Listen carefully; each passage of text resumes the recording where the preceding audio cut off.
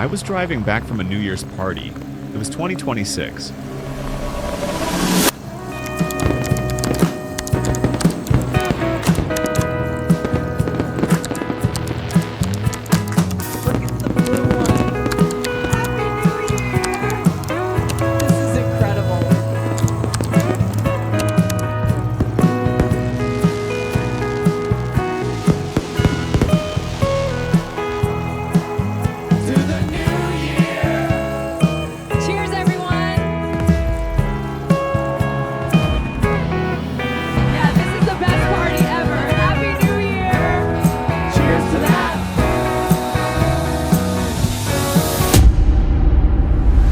Me and my girlfriend at the time, Mariana.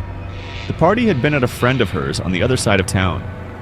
Must have been around 2 in the morning when we left. The roads were empty. It had snowed earlier that night. Everything was covered in ice.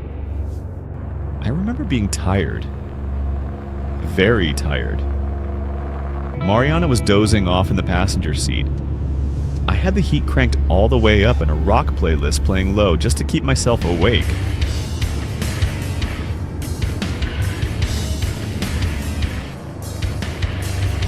We were about 10 minutes from home when I saw it. A woman. In the middle of the road.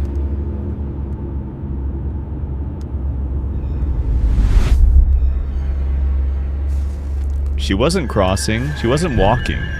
She was standing, facing my car. Like she was waiting for me. I hit the brakes. Instinct.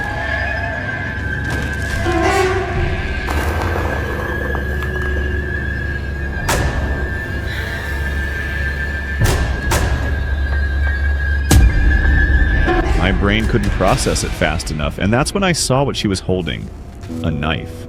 A kitchen knife. Big. The kind you use to carve meat. She held it with her arm stretched out, pointing to the ground. And her face. Her face was twisted, like she was crying, or screaming, or both at the same time. I yanked the wheel to the right, but the second I did, she lunged at the car. I heard the impact, felt the car shake. She had swung the knife at the window as I passed. The tire lost traction. The ice. We started spinning. Mariana woke up. She started screaming. I tried to hold the wheel, but the car wasn't responding. We spun 180 degrees. When it stopped, we were facing the direction we'd come from, and we were facing her. She was about 30 feet away, still holding the knife. The headlights illuminated her completely, and she was coming toward us. Limping, but coming. She was screaming. It wasn't words, it was a guttural sound. Desperate, like a wounded animal. I couldn't move. Couldn't look away. Her clothes were torn, her hair all tangled, and her eyes. Her eyes were empty. There was nothing there. It was like she was dead, but still walking. Mariana screamed at me, told me to do something. The woman was about 15 feet away now. I put the car in drive, hit the gas. The tire spun for a second on the ice, then caught traction. We started moving. I thought we'd made it, but she threw herself onto the hood. I felt the impact. Mariana screamed. The woman was clinging to the hood with one hand, and with the other she started stabbing the windshield, again and again and again. I couldn't see properly, couldn't think. I just started swerving the wheel side to side, trying to make her fall. She slipped, but didn't let go. Her face was pressed against the glass, and her eyes were locked on mine. On the third or fourth time I swerved the wheel, she lost her balance, rolled off the hood, hit the pavement hard, slid into the shoulder. I looked in the rearview mirror. She was on the ground, not moving.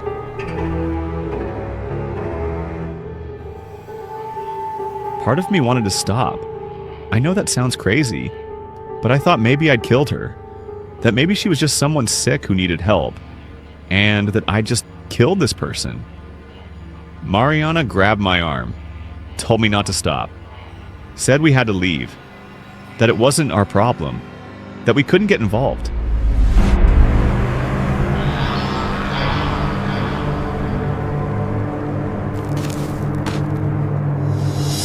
said we should at least call the police. She said no. Said we'd been drinking. That the police would blame us. That no one would believe our story. I don't know why I listened. At the time it made sense, but now I know it didn't. I drove home, left that woman on the shoulder, and didn't tell anyone. The damage to the car wasn't much. The windshield was cracked. There were knife marks on the driver's side window and some scratches on the hood.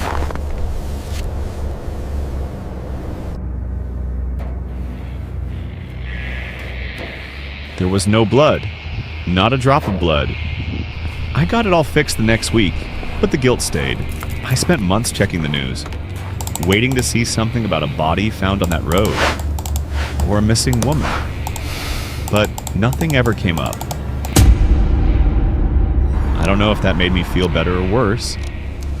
Sometimes I wonder if she got up after we left, if she walked into the woods, if she's still out there. Part of me doesn't want to know. What bothered me most was Mariana. She acted like nothing had happened. 2 days later, she was normal, making plans, going out with friends, living her life. I mentioned it once. She got annoyed, said I was being dramatic, that we did what we had to do. I looked at her and thought, how can you be so cold about this? A woman tried to kill us. We might have killed her. And you're here acting like it's just another story. We broke up a few months later for other reasons. But I'd be lying if I said that night didn't change how I saw her. I don't forget that woman, her face, her empty eyes, the sound she made.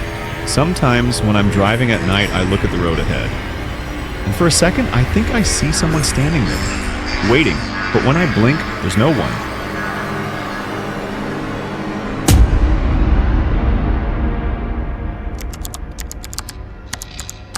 I met a girl on New Year's Eve. I'm 26. I was at a party in Williamsburg with 2 friends. Upscale thing, rooftop, view of the city. Around 11:30, I started talking to her.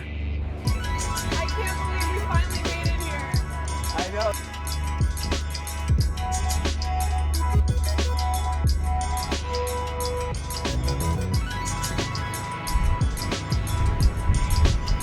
She was alone near the bar. I just walked up and introduced myself. I have to say, your outfit is definitely winning the award for best dressed tonight. We started talking. Oh, stop, you're making me blush. And it was easy. Thank you. Very easy. She was funny, interesting, had an energy I can't quite describe. Her name was Myra. She laughed when I asked her to repeat it. Said everyone called her My Tree because of the pronunciation. Even wrote it on my arm with a pen, so I wouldn't forget. We danced, talked more, kissed at midnight.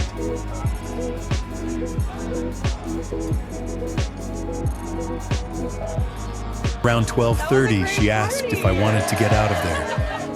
We grabbed an Uber to my apartment in the East Village. Seriously though, that was the craziest party I've been to in a while. I know. I still can't believe you did that.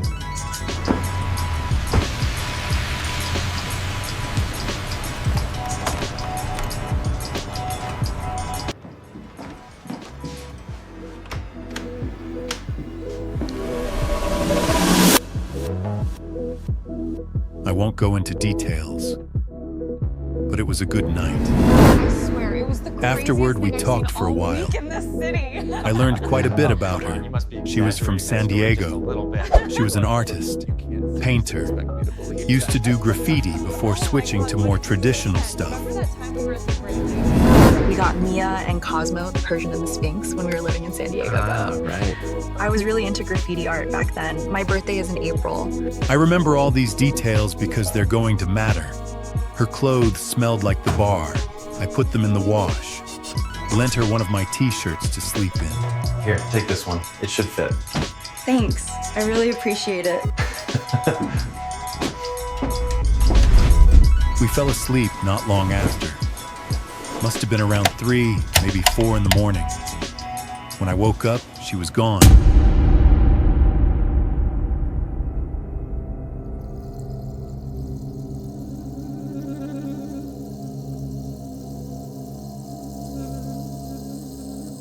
At first, I didn't think it was strange. It happens. People leave after casual hookups. It's normal. I figured she'd slipped out early to avoid that awkward next morning moment. But then I started noticing things that didn't make sense. My apartment door. I have a standard lock that you can only lock from the outside with a key. It doesn't auto-lock. When I got up to use the bathroom, I noticed the door was locked, which meant either she'd locked it from the outside without a key, or she'd never left at all. Both options were impossible. I checked the rest of the apartment. My place is small.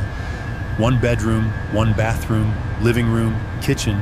There's no second exit. The window's barely open. I even checked inside the closet, like an idiot, thinking she might be hiding there. But she wasn't. I started questioning my sanity. Had I imagined the whole thing? Was I so drunk I invented the entire night? I kept pacing around the apartment, looking, as if she'd appear from some corner. Her clothes had also disappeared from the dryer, which proved she'd been here. But she wasn't. And the t-shirt I'd lent her was gone too. I stood there for a while trying to understand, but nothing made sense. The worst part is, I didn't have her number. No contact at all. Nothing.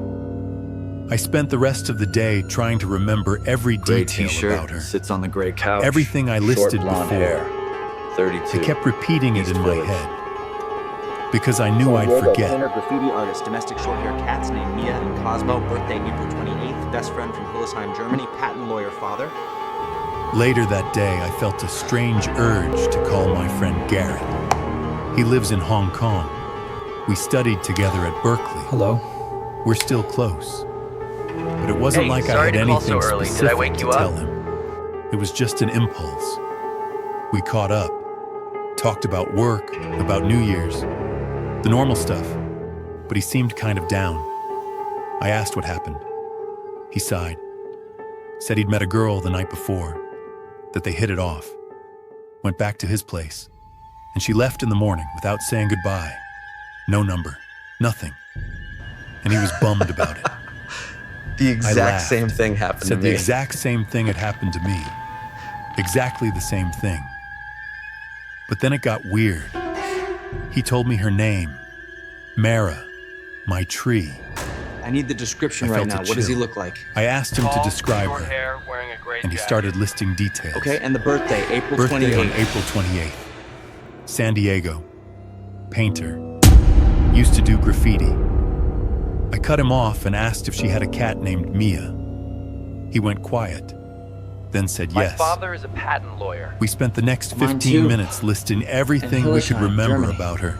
Yes, And everything my middle matched. name is Mia. Everything. He even had pictures with her. Something I didn't have. He showed me. Look, It was the same girl. I'm absolutely certain. We tried to rationalize it, but every explanation we came up with was ridiculous. Because there's a problem. Hong Kong is 13 hours ahead of New York. Garrett met her around 11 at night on December 31st, Hong Kong time. I met her around 11:30 at night on December 31st, New York time. That's approximately a 12-hour difference. But a flight from Hong Kong to New York takes at least 15 hours, usually more. 16, 17. Even if she'd gotten on a plane the second she left Garrett's apartment, she couldn't have made it to that party in Williamsburg in time. The math doesn't work. It's literally impossible. And even if we ignore the flight time, how would she know where to go? How would she have ended up talking to me? How would she use the same name, the same details, everything the same? I don't have answers. Garrett doesn't either. We've talked about it more than 10 times since then. And we always end up in the same place. The same thing we talked about last We week. don't know keep what reaching happened. the same conclusions. I And we know. probably never will. I just don't know what else to do. Neither of us saw that girl again. What disturbs me most is how real it all felt.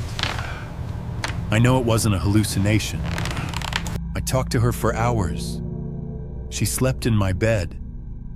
And then she simply vanished from a locked apartment with no other exit. Garrett and I tried looking her up online. But Mara with no last name and only vague details about being an artist from San Diego doesn't help much. We found nothing. New Year's is coming around again. That's why it's all back in my head. Usually the craziness of inexplicable experiences fades over time. But for me, it seems like the opposite. The more time passes, the creepier it gets. I know how it sounds, but I don't have a better explanation. Sometimes I wonder if she'll show up again. This year, next New Year's, or if it was just once. A glitch in the system, something that shouldn't have happened. I don't know if I want to find out.